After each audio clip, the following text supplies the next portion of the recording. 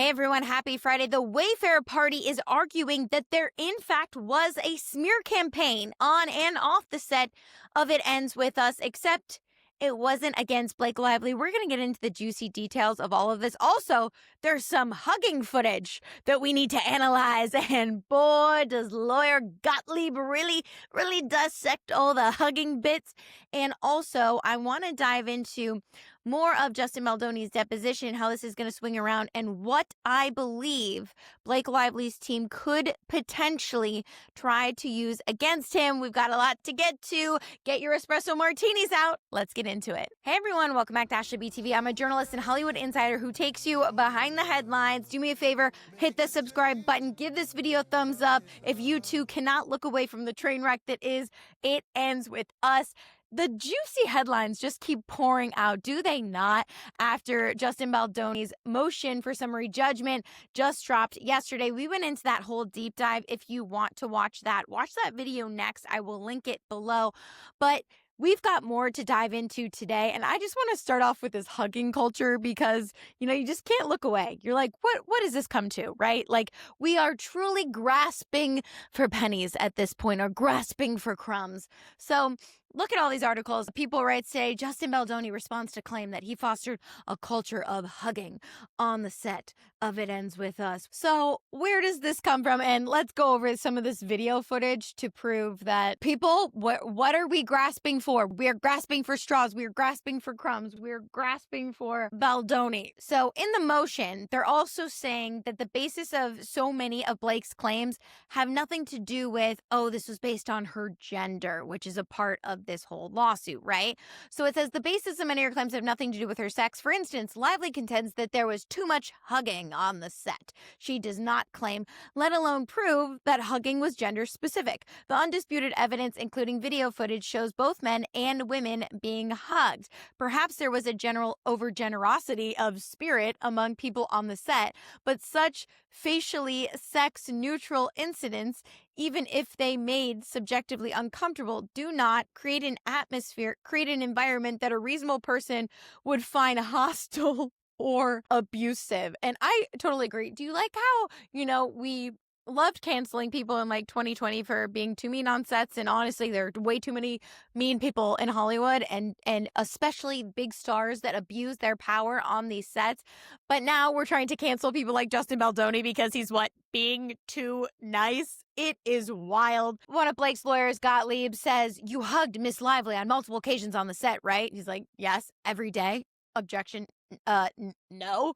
How many times would you estimate that I hugged Miss Lively on the set? So not outside of the set environment, but at work on set. Are these hugs? I'm sorry. Are these hugs that I initiated, or are these hugs that I was the recipient of? Because we gotta be clear. Hugs from her versus hugs from me. Yeah, you can characterize it however you'd like. I just want to be as accurate as I can in this testimony as it relates to the hugging. That was my question. Which one? You can include hugs that you initiated and you believe that she initiated. Lump them all together. How is he not cracking up at this point? Sure, your estimate. Okay, maybe a greeting and an exit, which again, totally acceptable. So at the most, maybe again, I don't know. That's my answer, Mr. Gottlieb. I don't know. Fair enough. And when you don't know, that's what I always want your answer to be. I don't know. Do you know who Vivian Baker is? Now, this is really important and a very awesome call out from Justin Baldoni. Justin says Vivian Baker is Miss Lively's makeup artist, I believe. Gottlieb says, are you aware that she testified that there was a culture of hugging on the set of It Ends With Us? I am now. Are you aware that she said that made a number of people uncomfortable? I find that odd. Why do you find that odd? Because Mrs. Baker was often the one who would run up and give me a hug. And because of that, you find it odd that she testified that a number of people felt uncomfortable with the culture of hugging on the set of It Ends With Us? Correct. It is so crazy. So let's see. I always love that they could just be like, you know what? Let's F around and find out, because as Elsie says, F around and find out, because we've got some hugging footage. By the way, shout out to It Ends With Lawsuits, who is doing a fantastic job pulling this footage for us, because the amount of hours I've spent dissecting these court documents is truly insane. All right, so we see some hugs going on, okay? So we see some hugs going on.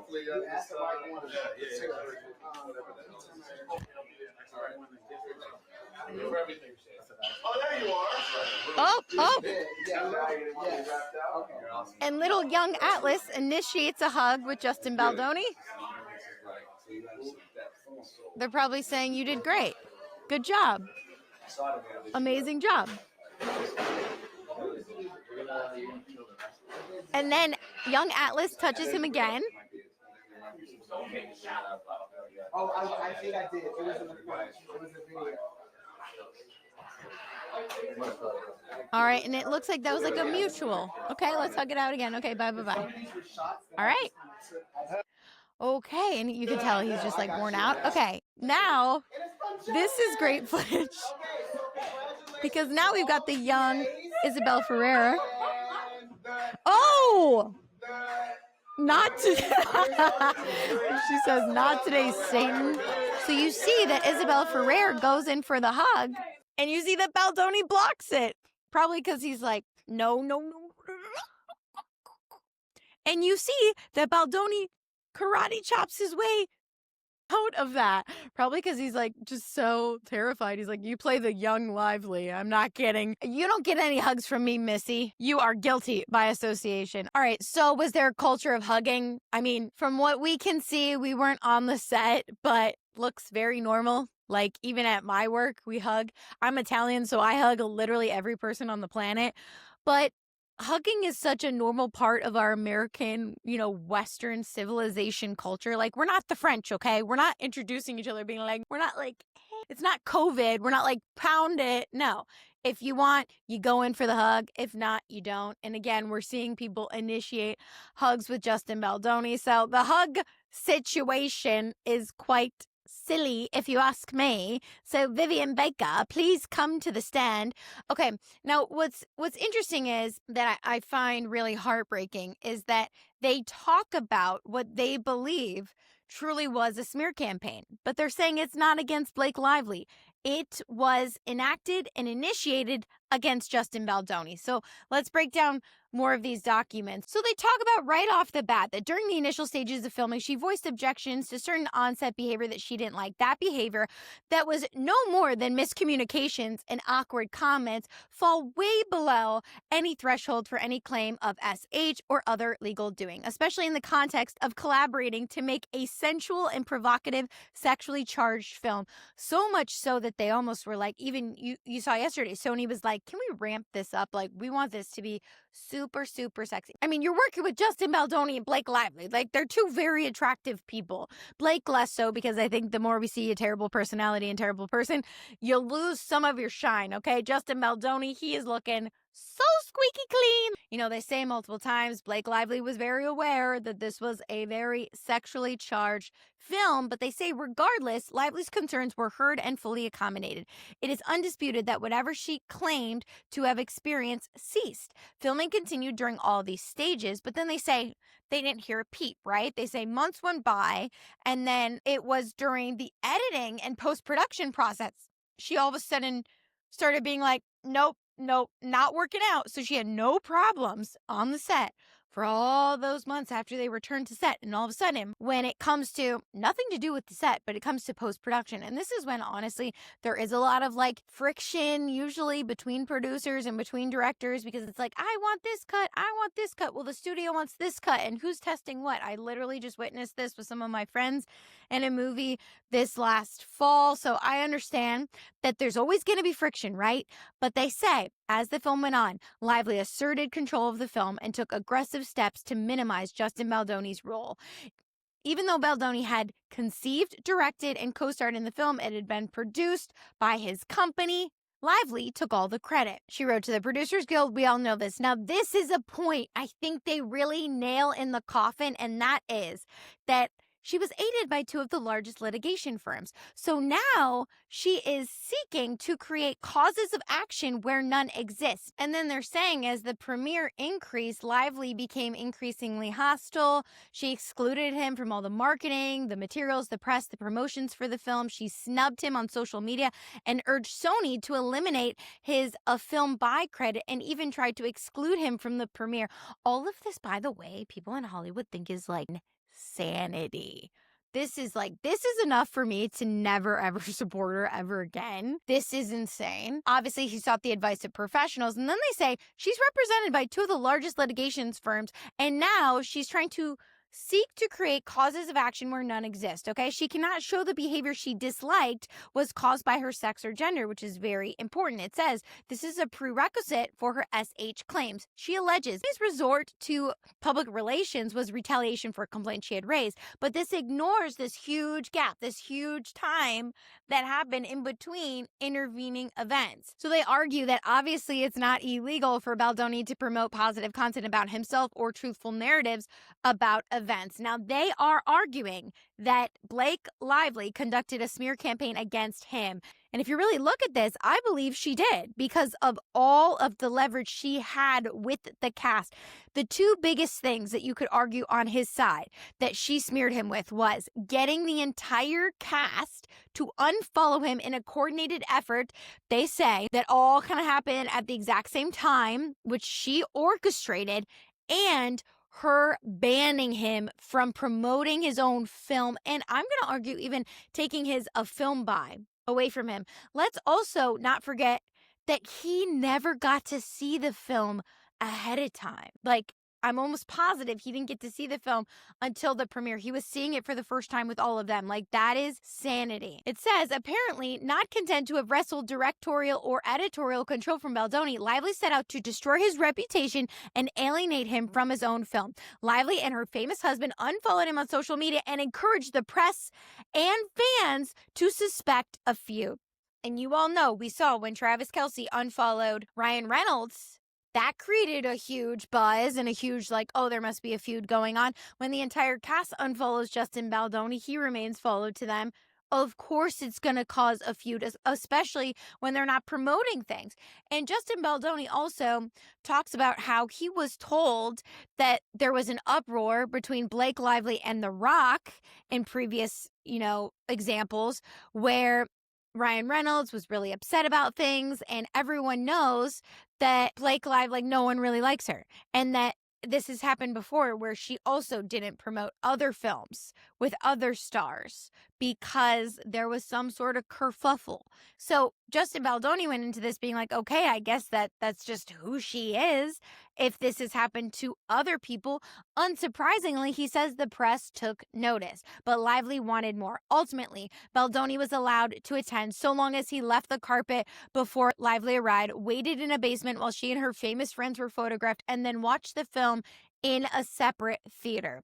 This is insane. So of course Justin is going to hire this crisis management team because they have to do massive damage control, damage that Lively caused. If anyone should argue a smear campaign against them, it would be Justin Baldoni. It says immediately after the premiere, numerous outlets published stories about the feud between Lively and Baldoni. This was in part prompted. Baldoni himself made numerous positive public statements about Lively. We have not seen Blake make any statements about Justin. And we heard earlier this year that all the journalists, everyone was prepped and told, do not ask any questions about Justin Baldoni. If I was in those rooms, I'd be like, and Justin Baldoni. Oh, now, this is what I love because they call out this massive contradiction, which is just like case dismissed, is they say the behavior she previously regarded as not requiring any formal HR process was now presented by the fanfare of the New York Times headline by two large, sophisticated global law firms as SH of the gravest kind. So obviously his natural response after being sidelined from his own premiere to manage his own and his film's reputation by employing experienced PR professionals was now recast as retaliation against Lively for raising purported SH concerns. Her numerous claims against numerous defendants cannot withstand scrutiny. Judgment should be entered for defendants on all claims. And Baldoni has brought up several times that Blake has claimed, hey, he made me feel uncomfortable. He was trying to have all these intimate conversations I didn't want to have. He's telling me about his porn addiction. And Baldoni is bringing up it was her that initiated all of those conversations and added her own personal experience. So therefore, I chimed in and added mine. So in his deposition, we're seeing that he was talking with the writer, Christy Hall, and saying, you know, we're writing a script together filled with lots of romance, lots of lust, intimacy, sex. These are all outlines. Let's go over this script. He met with the intimacy coordinator. He put together a bunch of notes that they all went over. He recommended that the intimacy coordinator talk to Blake Lively about this. One of the ideas was an intimate climax situation, and it was Lively who shared that, oh my God, that would mortify me if that happened to me. To which then he says he responded of his own experience. So she was the one that kept bringing things up and not him. And then, of course, he chimed in. And this is really interesting. Listen to this. The lawyer says, so you were interested in shooting the scene from a female gaze. He goes, I was interested in shooting all of the sex scenes from a female gaze. Did Miss Lively have a female gaze? I would imagine if she's a female. Do you believe she had one? And he says, absolutely. That's why I incorporated all of Miss Lively's ideas without hesitation. So now we're getting to the sexy comment with Jenny Slate. And essentially, they're like, why'd you say that to her? Were you only saying that because you said your wife was in the room? And you have to remember that. And obviously you guys don't know this who haven't worked on movie sets or TV sets, but when they are intimate settings, they're more closed off sets. Obviously, Jenny Slate, that wasn't an intimate setting, but in this type of environment, you're trying to make everyone feel very, very comfortable. So it's not crazy, especially that we saw yesterday of Blake Lively throwing out words like, look how sexy my boots are. Like if people are using that terminology, it's not crazy for a director and an actor in the scene to be like, yeah, that's great. That's a sexy outfit. Like, boom. It doesn't even register for the actor. Like if I was wearing little hot leather pants and someone's like, yeah, those are sexy, I'd be like, ooh, yeah, baby. I'd love to see if we could get footage of Jenny Slate's response. If we could get footage of Jenny Slate's response, that would be so iconic. That would be insane. So essentially, he was like, yeah, Miss Slate walked in. As a director, I was doing whatever I was doing, getting the set ready. I looked over to her. She was wearing, I believe, some black leather pants, which were designed to, I'm sure, look sexy. Without thinking, I said something to the effect of, oh, wow, those pants look sexy on you, in my memory, as it serves me correctly. And then my wife was in the room nearby. And I think in my head, I was like, and then it cuts off. But in his head, he was probably thinking, this isn't that big of a deal of me saying this. My wife's in the other room. We're in, a very sensual film. You're clearly wearing like hot leather pants. It's not like she's wearing like a hoodie and he's like, oh my God, you're so sexy. Like, oh my God. So essentially, these twisty-turny questions just have my blood boiling. I'm sure they have you boiling too. And we're going to get to what I could see Blake Lively's team trying to use against him in just a moment. But this is really interesting. In Exhibit 5, they say, have you seen reporting around that identifies you as an ally of women or a feminist ally? And he goes, yeah, I believe so. Do you believe yourself to be an ally or some sort of feminist ally? I certainly have attempted to be. You're aware of the Me Too movement, I'm assuming? He goes, yes. Are you aware of an idea that came out of the Me Too movement that one should both believe women when they speak out about misconduct against them? He goes, yes, I'm aware. They say, do you agree with that idea? And then it gets cut off. I'm like, goodness gracious, I want the juicy stuff. And I'm sure with how transparent that they've been with this whole case, especially Justin Baldoni and Brian Friedman, that we're going to end up seeing the redacted elements of all of this, but just not yet. That's clearly very strategic. I'm not quite sure why. I would love to hear your thoughts, and we're going to get to some of your comments in just a minute, but I also want to bring up this really heartbreaking point in the deposition where they talk about, their inner circle, Hugh Jackman, Sean Levy, Taylor Swift, Swift. And this is Justin Baldoni saying, at this point, as I testified earlier, I was essentially forced or threatened to step down off my film. I wasn't able to finish my own film, even considering it tested higher. Somehow, the actress of my movie, who was not a producer, I've said this so many times, that a actress vanity producer, like EP credit, does not make them a producer. And I hope you guys are starting to see that more and more. Her being a producer does not make her like a part of the Wayfair production team. It is not the same as when Reese Witherspoon is a producer, or when Mindy Kaling is a producer, or when Sydney Sweeney is a producer. It was a vanity credit that she got because she forced her way into production. He goes, somehow the actress in my movie, who was not a producer, was able to take total control of the film. By this time, Miss Lively had requested that my name be removed. So I had my own, a film by credit, removed. I was removed from the majority of marketing materials, from the poster. I was being removed for the most part from the trailer. I know that she had been working with Taylor Swift to make sure that she got the song in that she wanted in the film. And I had assumed that that was a battle or a fight that I could never win. All of the cast had unfollowed me, which is a very public thing to do right before a movie comes out, all in unison. And at the same time, I was being threatened via my agency that if I didn't release a statement, then the gloves would come off. Now, I don't know the exact sequence of time in which I sent that text, but I will tell you. And then it cuts off. Oh, God. Do you guys understand? There was a smear campaign. It was against Justin Baldoni. So thank you, Blake Lively, for making us very aware of the smear campaign that was against Justin Baldoni. Now, someone on It Ends With Lawsuits Reddit says, maybe this is a wild opinion, but if I were Blake and her lawyers, I'd be embarrassed to take this to trial. They already destroyed her credibility in the motion summary judgment. I cannot imagine what they'll do in a courtroom. I don't know if they care at this point. At this point, I think they see that the world and the court of public opinion does not support them because we see everything that they've done. It's disgusting, right? However, there is still the Hollywood elite circle. The Hollywood elite circle that, votes for the Oscars. The Hollywood elite circle that will cast you in films. The Hollywood elite circle that protects their own. So it's very different than the court of public opinion. They, at this point, do not give an F about the court of public opinion. She really did originally, but then she saw it wasn't on their terms. So now she wants the Hollywood elite public opinion, which everyone in Hollywood, they know, don't touch them. But they also know, don't get involved because it's bad blood. Bad blood. I'm not good at singing. And I want to go over some of the comments that you guys made because you guys made some really great points on my last video, which, by the way, if you haven't already, hit this little subscribe button, hit the thumbs up.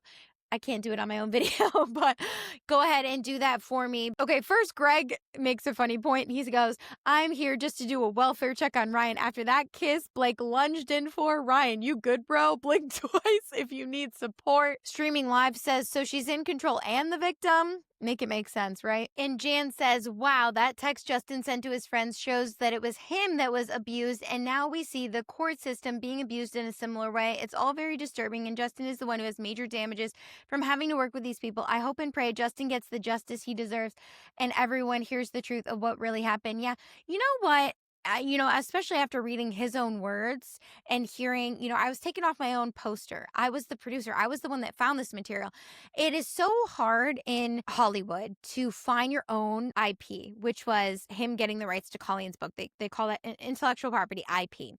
When you have really strong IP, it's much more likely that that is going to get greenlit, right? He found the IP himself. He got the rights. This was an insane get. This was his get. This was supposed to be his breakout directorial debut and also his breakout as an actor. He's mostly known for being on Jane the Virgin, but a lot of people, say that that's in TV world. Well, this was going to be his breakout, movie that he was going to be known for, directing and starring in it as the lead opposite of a major, A-list star. So the fact that he was removed from the poster, he was removed from a film by Justin Baldoni. He was removed from probably, honestly, the most fun part outside of filming, which is getting to do the marketing and getting to be on the red carpet with all your friends and getting to celebrate. He was removed from all of that. So yes, there was a smear campaign, and in everything that we've seen, it was against Justin Baldoni. We're going to keep our eyes, our ears, everything glued on this case. If you haven't already, really appreciate your support. Hit the subscribe button, smash the thumbs up, and share our videos with all your friends. all your family. And if you haven't seen yesterday's video, highly suggest you catch up. I hope you guys all have a beautiful weekend, and I will see you next time.